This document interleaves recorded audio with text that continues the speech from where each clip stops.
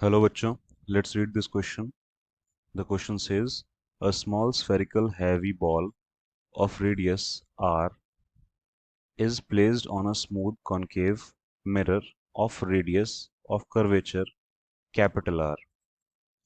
तो यहाँ पे हमें मिरर से कोई ख़ास मतलब नहीं है. मतलब ये है कि एक कॉन्केव सरफेस है जिसका radius of curvature capital R है, और उस कॉन्केव सरफेस पे, यानी कि एक दबी हुई सी कॉन्केव सरफेस पे एक स्फेरिकल बॉल प्लेस्ड है जिसका रेडियस स्मॉल आर है. ये स्फेरिकल हैवी बॉल उसके ऊपर रखी हुई है जिसका रेडियस स्मॉल आर है. तो उसके बाद हम लोग देखते हैं placed on a horizontal table, और ये जो कॉन्केव मिरर है ये हॉरिजॉन्टल टेबल के ऊपर रखा हुआ है.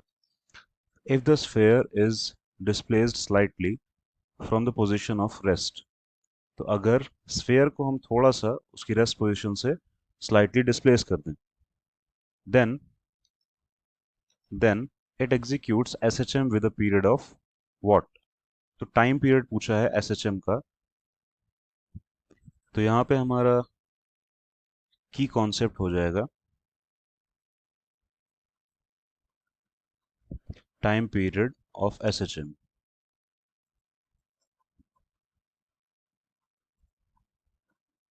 Time period of SHM means simple harmonic motion. ये हमारा की कॉन्सेप्ट यहाँ पे यूज होगा. तो हम एक छोटा सा फिगर बना लेते हैं जिसके अकॉर्डिंग फिर हम इसको समझेंगे.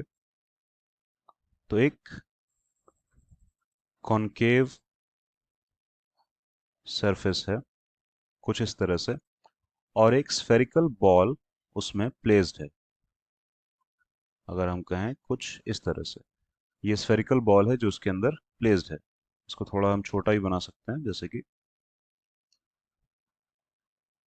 कुछ ऐसे. तो ये एक स्फेरिकल बॉल है जो इस कॉन्केव सरफेस में प्लेस्ड है, और ये कॉन्केव सरफेस एक टेबल पे है, एक हॉरिजॉन्टल सरफेस पे रखी हुई. और हम मान रहे हैं कि ये कॉन्केव सरफेस उससे जुड़ी हुई है, तो ये यहाँ से, ये कॉन्केव मिरर या सरफेस यहाँ से मूव तो नहीं होगी जब ये बॉल को हम डिस्प्लेस करवाएंगे अपनी मीन पोजीशन से या फिर स्टेबल पोजीशन से.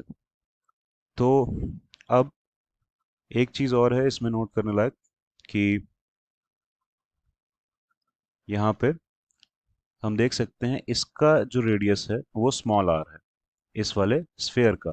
और ये जो कर्वेचर है, जो मिरर का कर्वेचर है, उसका जो रेडियस है, यानी कि उसका जो सेंटर है,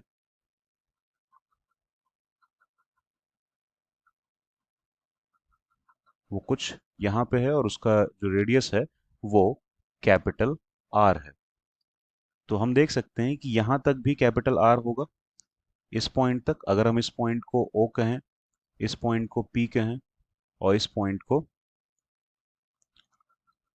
एस कहें, ये सेंटर पॉइंट ऑफ स्फेयर को, तो जो एसपी डिस्टेंस होगी वो हमारी स्मॉल आर हो जाएगी यहाँ पे, जैसा कि गिवन है स्फेयर का. और जो ओपी डिस्टेंस होगी वो हमारी कैपिटल आर हो जाएगी. इस कर्वेचर की रेडियस यही दी हुई है, तो वो हमारा कैपिटल आर हो जाएगा. तो यहाँ से अगर हम कहें कि एक ये सिंपल पेंडुलम जैसा ही कुछ है सारा अरेंजमेंट, जिसमें बस पेंडुलम का जो बॉब है उसका हम सेंटर लेके चल सकते हैं कि ये जो थ्रेड है वो उसके सेंटर तक है. तो ये उसकी लेंथ हो जाएगी, ये उस पेंडुलम की लेंथ हो जाएगी, सिंपल पेंडुलम की, इसके सेंटर तक हम कह सकते हैं.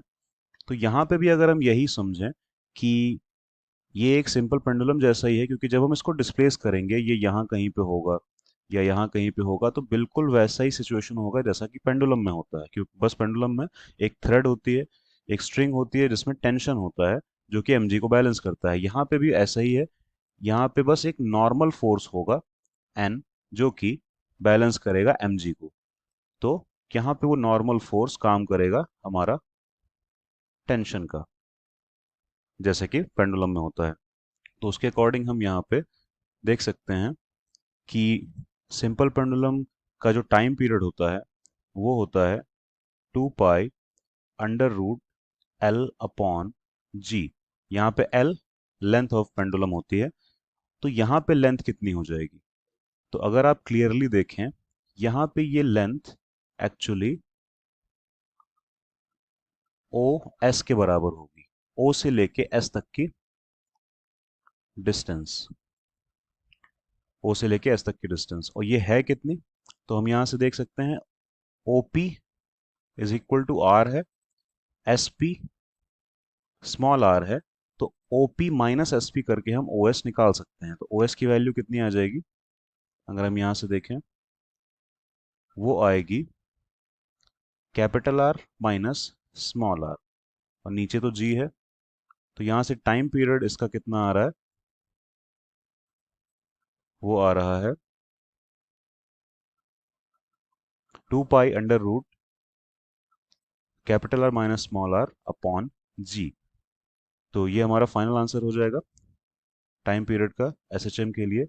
और ऑप्शंस के अकॉर्डिंग देखें तो हमारा सी ऑप्शन, उसमें 2 pi under root r minus r by G दिया हुआ है। तो final answer is C option.